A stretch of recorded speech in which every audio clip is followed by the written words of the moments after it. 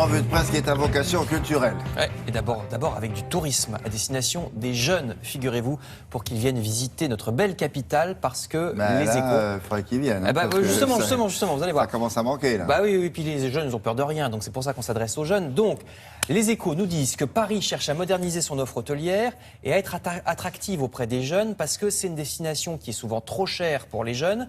Donc, il y a une relance des auberges de jeunesse. Alors, celle-ci, vous voyez, ça s'appelle l'Épioles. Ah, c'est un concept assez franchouillard, c'est bien. Ça vient d'ouvrir à Belleville, dans un quartier donc populaire, où c'est pas trop cher, avec le côté bobo aussi pour attirer les jeunes. Il y a de la bière artisanale et du café du torréfacteur du coin. Vous voyez, au bar, c'est ce genre-là. C'est français, il y a aussi des groupes internationaux, allemands, anglo-saxons, qui ouvrent des immenses auberges de jeunesse d'un autre genre. Il y a déjà 6000 places de ce style-là à Paris. Alors, c'est vrai que côté prix, ce qu'on vient de voir, c'est 90 € la chambre de 4 ou 160 la chambre de 8. Donc, si vous y allez 8. en bande, bah oui. Ce sont des grandes chambres. Oui, c'est des chambres avec des lits superposés. Ah, oui. Superposés. Oui. Bah oui, c'est une auberge de jeunesse. C'est une auberge de jeunesse. Sinon, vous allez à l'hôtel. C'est des chambres en hauteur. Non, c'est-à-dire que c'est des chambres en longueur en général. Il Il y a des lits superposés le long du mur. Enfin, c'est beau. C'est pour les jeunes. Voilà, ils ont 20 ans, ils sont jeunes, ils sont fous, ils s'amusent. Puis ils font des connaissances comme ça. Voilà, non, mais il faut y aller en bande. Vous êtes 8. Ah, il faut y aller à 8 à votre avis. Sinon, vous faites des rencontres. Je sais pas. Alors autrefois, c'était comme ça. Là, c'était pas précisé. Enfin, c'est dans les Échos que vous lirez tout ça.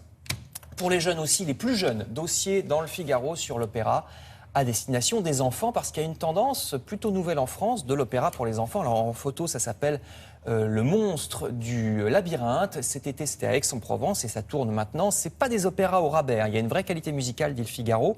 Du coup, ça ne sera pas un calvaire pour l'adulte qui accompagne la bande d'enfants. C'est vraiment de la bonne musique. Vous allez voir aussi un autre spectacle qui s'appelle Vol Retour. Le Figaro donne les dates des prochaines représentations à ne pas rater dans toute la France. Autre spectacle à voir en famille, La Croix propose pour ses vacances de Noël le cirque électrique. Alors ça, c'est à Paris, c'était à la Porte des Lilas, un cirque très fantaisiste et moderne, dit le journal. Ça fête sa 20e année d'existence. Article dans La Croix. Et je vous signale encore, avec Le Parisien aujourd'hui en France, cette fois d'autres spectacles. Voilà, c'est pour tout le monde, les ados, les adultes. Aussi bien Valérie Lemercier, toujours aussi virtuose, nous dit le journal, et qui sera à partir de demain au Casino de Paris, ou bien la comédie musicale Résiste, inspirée de la salle, non? Qui ça? Valérie Lemercier, il me semble. C'était où avant? Là, c'est au Casino de Paris, c'était ailleurs avant? Je crois qu'elle va en janvier, je crois qu'elle va à vérifier, je crois qu'elle va changer de salle. L'article ne le disait pas. Et donc France Gall, vous voyez, enfin, la comédie musicale Résiste, inspirée de France Gall, qui après le Palais des Sports, elle changera de salle, ça sera plus à la Porte de Versailles, comme actuellement, ça va être en tournée en toute la France, à Caen, Toulouse et Lyon à partir de janvier. Rapidement, je vous signale aussi un document sur François Mitterrand ce soir à la télé. Il y en a de plus en plus parce qu'on approche des 20 ans de sa mort. Hier, il y avait une émission sur Arte et ce soir, c'est sur France 2, document sur sa maladie, la maladie de François Mitterrand. Passionnante histoire, pas seulement sur la façon dont la santé du chef de l'État a pu être tenue secrète pendant presque tout son double septennat, nous dit le Figaro. Il y a ça bien sûr, mais c'est aussi, en plus de la controverse politique, une histoire sur sa maladie en elle-même et quelqu'un qui se bat contre sa maladie parce qu'il est diagnostiqué fin 81.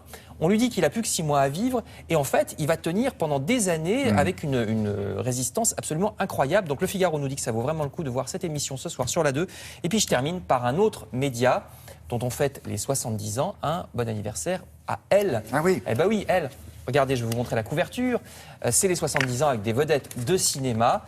Journal féminin mondialement connu aujourd'hui, mais quand il est né à l'automne 45, c'était surtout très nouveau parce que c'était le premier féminin qui parlait pas seulement des recettes de cuisine et des patrons de couture, mais aussi de l'actualité de la société, etc. Donc bon anniversaire, 70 Ils ont ans d'ailleurs pour Elle.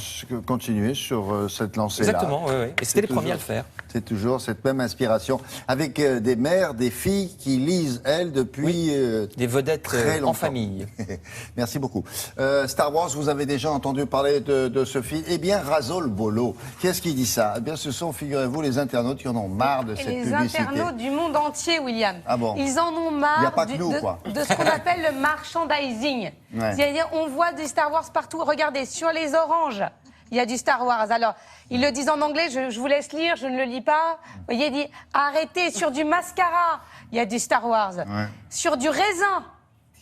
Donc là, on nous dit arrêtez, jusqu'où va-t-on? Il y a commence. même, j'ai vu des chaînes de télévision qui parlent de Star Wars sans pouvoir en montrer une image, c'est vous dire. Même sur les glaces partout, les bouteilles d'eau, on dit mais ça y est, ils sont tombés du côté de la force obscure, arrêtez.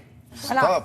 Halte. Stop. Cela dit, allez voir le film quand il sortira, mais ça, à part ça, oui. Mais la promo collatérale, ça fait des gros dégâts. Hein. Merci beaucoup. On va parler d'autre chose donc avec Isabelle Chaput.